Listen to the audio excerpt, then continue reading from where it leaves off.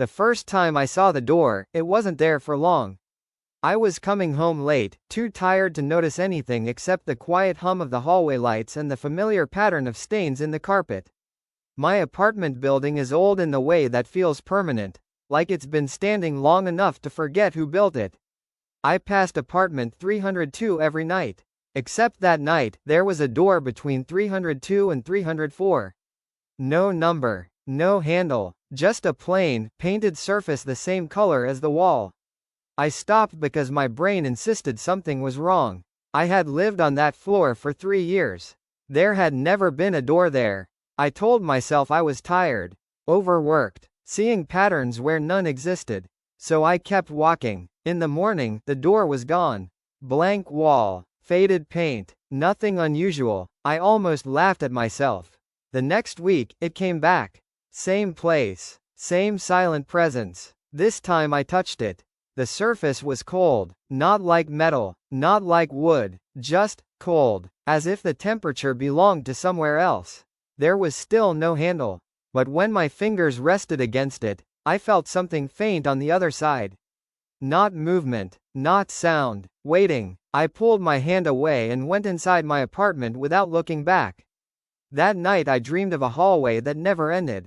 Doors on both sides, all of them closed, except one. After that, I started checking every day. Sometimes the door was there. Sometimes it wasn't. No pattern I could find. I asked my neighbor in 304 if anything had changed in the building. They just looked confused. There's never been a door there. I didn't ask again. The first sound came 2 weeks later. A soft click in the hallway. Barely louder than settling pipes. I opened my apartment door slowly. The hallway was empty, but the door was there. And this time, it had a handle. Old brass. Scratched. Turned slightly downward, like someone had tried to open it from the other side. I stared at it for a long time. Every instinct told me to go back inside. Lock my door. Pretend none of this was happening. Instead, I stepped forward. My hand hovered over the handle. The metal was warm. Warmer than my skin. I felt relief. A strange, heavy relief I couldn't explain. Like I had finally found something that had been looking for me too. I didn't open it. Not yet. Things in my apartment started changing after that. Small things at first. A chair facing the wrong direction. A glass of water on the counter I didn't remember pouring. My alarm going off at 3:17 a.m. with no alarm set. And always when I woke at that time, I felt certain of one thing. The door was in the hallway. Waiting. I tried staying somewhere else. The door didn't appear in hotels. Didn't follow me to friends' couches. Didn't exist anywhere except my building. That should have comforted me. It didn't, because the longer I stayed away, the stronger the feeling grew, that something patient was running out of time. I went back on a Sunday night.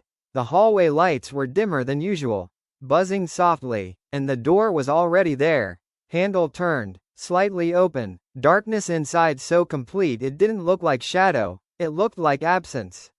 My chest felt tight, but not from fear. From recognition, like remembering a place I had been before but tried to forget.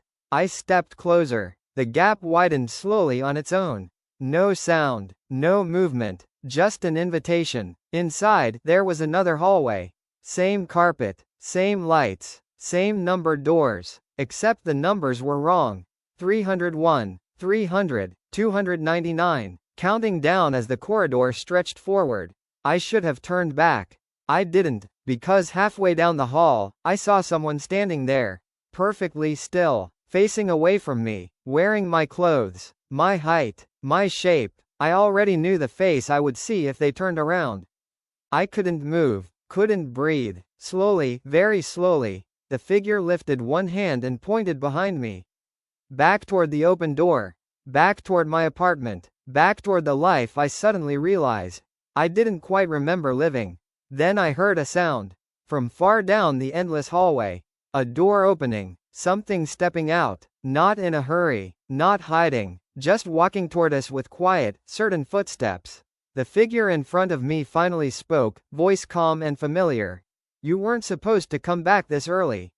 The footsteps kept getting closer. And I understood, all at once, with a clarity that felt like falling, that the hallway behind that door wasn't a place you entered. It was a place you were slowly being moved into. One night at a time. One missing memory at a time. Until eventually, the person in your apartment wasn't you anymore.